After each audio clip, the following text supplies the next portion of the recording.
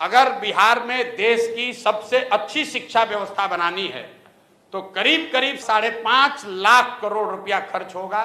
5.5 लाख करोड़ और करीब 8 से 10 वर्ष लगेंगे। अगर आज टीचर का ट्रेनिंग शुरू कीजिएगा तो 3 वर्ष में वो टीचर बहाल होगा जो कि कायदे से कर सकता है। तो कोई कहता है कि हम आएंगे शिक्षा सुधार देंगे तो आपको बेवकूफ बना रहा है। लेकिन हम लोग दो बात कह रहे हैं। एक, जो स्कैंडिनेवियन कंट्री हैं, फिनलैंड, स्वीडन, डेनमार्क, इन कंट्रीज में जाकर देखिए, वहां दुनिया में सबसे अच्छी शिक्षा की व्यवस्था है। अमेरिका इंग्लैंड में नहीं है। सबसे अच्छी शिक्षा की, प्राइमरी शिक्षा की ये व्यवस्था स्कैंडिनेवियन कंट्रीज में है, फिनलैंड में, स्वीडन में, डेनमार्क में। वहां पर उन्होंने क्या किया है, उन्होंने एक बहुत सिंपल चीज निकाला कि rather than taking school to every village, they are taking children to the good school. मतलब हर गांव में स्कूल बनाने के बजाय 4-5 जगह पर, अच्छी जगह पर बड़े स्कूल बना दिए गए और लोगों को स्कूल बस की सुविधा दे दी गई ताकि लोग अपने बच्चों को वहां भेज सके। बिहार में इसका जब मैंने अध्ययन कराया तो ये पाया कि प्रखंड के स्तर पर अगर 5 स्ट्रेटेजिक लोकेशंस पर अच्छे विद्यालय बना दिए जाए और स्कूल बस की सुविधा दे दी जाए तो औसतन 8 से 9 किलोमीटर मैक्सिमम बस की दूरी होगी जिस पर कि बच्चों को चलकर आना पड़ेगा। 20 से 30 मिनट से ज्यादा समय उसको नहीं लगेगा। तो बिहार में पहली चीज हम लोग ये करेंगे कि हर प्रखंड में कम से कम एक विद्यालय जो अभी है उसको अपग्रेड करके नेतरहाट के स्तर का विद्यालय उसको बनाया जाए। ये एक विद्यालय क्यों?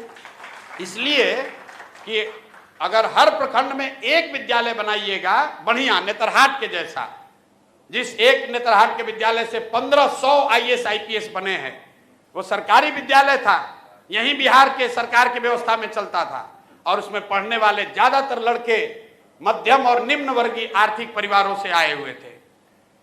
वैसा अगर स्कूल बनाना है तो करीब करीब 15 से 17 हजार करोड़ रुपया खर्च होगा हर साल। इससे ज्यादा पैसा है नहीं बिहार के पास। तो हम लोग ये कह रहे हैं कि हर साल हर प्रखंड में कम से कम एक विद्यालय बनाएंगे ताकि अगले 5 वर्ष में हर प्रखंड में 5 नेतरहाट के स्तर का विद्यालय जरूर हो जाएगा।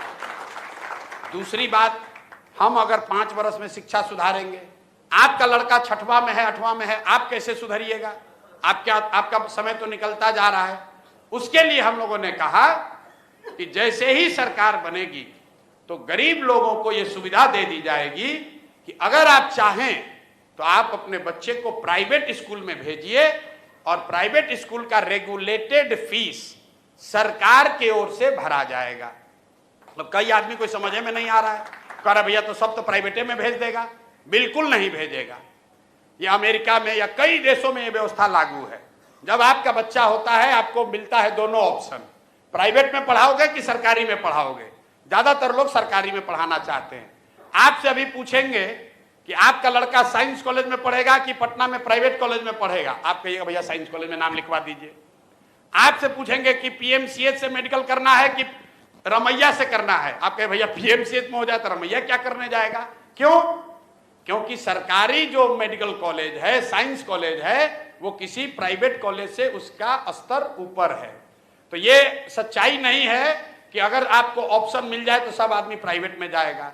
दूसरी बात समझिए कि सरकारी विद्यालय फ्री नहीं है। ये आपको हमको लगता है कि ये फ्री है।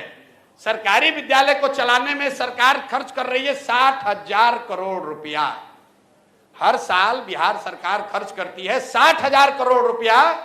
तो प्रति चाइल्ड, प्रति बच्चा जो है, जो खर्च है वो प्राइवेट स्कूल से भी ज्यादा पड़ रहा है सरकारी स्कूल में पढ़ाने का।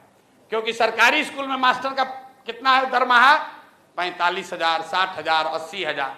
वही आदमी जब प्राइवेट में पढ़ा रहा है तो 8,000 में काम कर रहा है। तो अगर ये बैलेंस बना दिया जाए कि सरकारी विद्यालय का स्तर धीरे धीरे सुधारा जाए तो कम पैसे में लोगों को ये सुविधा दी जा सकती है कि भाई तुम प्राइवेट में पढ़ाओ लेकिन पढ़ाओ। तो उससे लोग अपने बच्चों को पढ़ाएंगे। और जो बजट अभी उपलब्ध है इसका 1/3 पैसा हम लोग सरकारी विद्यालय को सुधारने में लगाना चाहते हैं। 1/3 पैसा प्राइवेट स्कूल में जो अपना बच्चा को डालेगा उसका फीस भरने के लिए देना चाहते हैं। और जो बकिया बन जाएगा वो मेंटेनेंस में, अभी जो चल रहा है खिचड़ी वाला स्कूल, उसको 2-4 साल चलाना ढोना पड़ेगा, उसके लिए रखेंगे।